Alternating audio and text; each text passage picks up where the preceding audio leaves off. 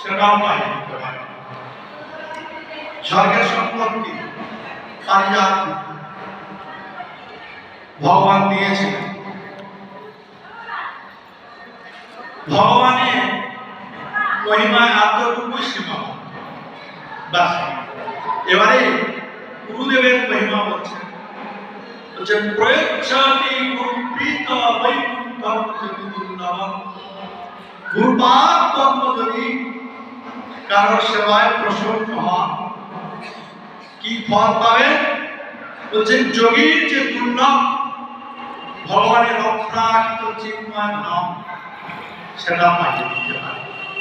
বৈকুণ্ঠম যোগী দুর্লভ, বলছেন যোগীর যে দুর্লভ সেই বৈকুণ্ঠ ধাম অনায়াসে লাভ করবে, ভগবত ধাম প্রাপ্ত করবেন যদি গুরু কৃপাহি কিয়ে বলম।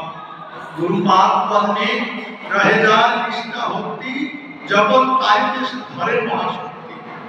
গুরুদেবের প্রতি শ্রদ্ধা বিশ্বাস থাকতে হবে।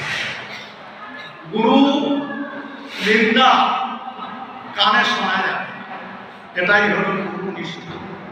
যত গুরু নিষ্ঠা ভক্তি আছে তার মধ্যে অন্যতম গুরু নিন্দা। সাধুগুরু বৈষ্ণবের নিন্দা করা তো অনেক দূরের কথা, কানে শ্রবণ করা যায়।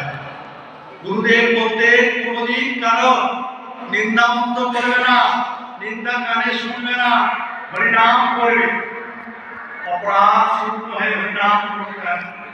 হরিনাম তো সবাই করছে, কি রূপে লইলে না প্রেমের উদয়। শাস্ত্রের মধ্যে এইভাবে সব বর্ণন করেছে। এই যে হরিনাম